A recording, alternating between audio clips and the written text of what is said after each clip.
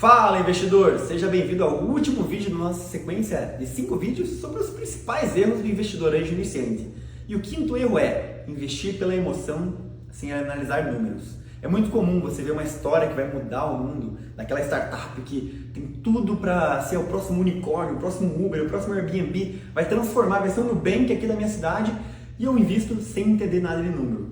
Por que acontece muito isso? Porque quando você vai olhar para uma DRE de uma startup não faz sentido nenhum. Às vezes ela fatura muito pouco, ou nem tem controle financeiro, ou ainda mais, nem começou a faturar às vezes. Como é que eu vou olhar para os números? Tem como olhar e eu vou te ensinar o que você tem que olhar. E não tem nada a ver com essa DRE tradicional, porque a empresa é muito cedo, ela é muito iniciante ainda para você analisar de uma forma tradicional. Então eu vou ensinar 2 indicadores que você tem que olhar, entre outros que você poderia olhar, mas esses 2 são o básico, que se você fizer bem feito, já vai dar uma clareza muito grande sobre como analisar números de uma startup. E o primeiro indicador é o CAC, que é basicamente o custo de aquisição de cliente, que soma-se todo o esforço que tem para trazer um cliente e divide pelo número de clientes que foram trazidos no mês, ou seja, se o custo de time de vendas mais o custo de tráfego pago naquele mês, naquela startup foi de R$10.000 e ela teve 10 clientes novos naquele mês, o CAC é R$1.000, ou seja, cada R$1.000 me traz um cliente, esse é o CAC.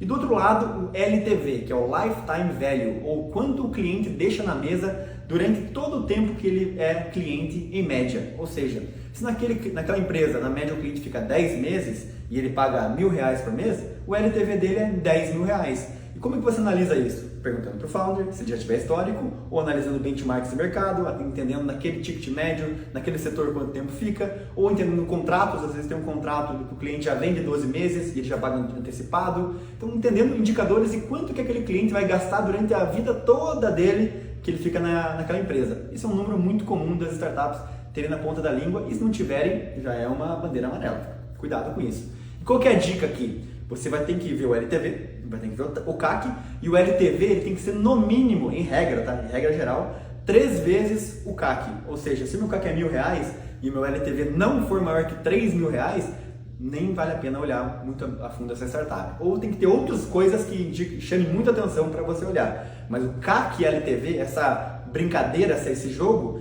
tem que ser muito bom. Então, o ideal é você olhar para um CAC e LTV de 10, ou seja, eu tenho um cliente que me traz R$10.000 e me custa para trazer ele o CAC de R$1.000. Essa equação começa a ficar muito interessante, mas no mínimo 3. Isso é uma regra geral, tá, pessoal? Mas já é um indicativo do que você tem que olhar quando você analisa uma startup.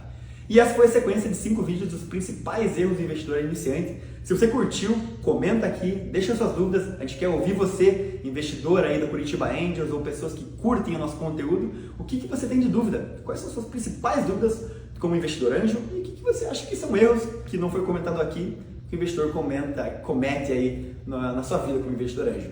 Valeu!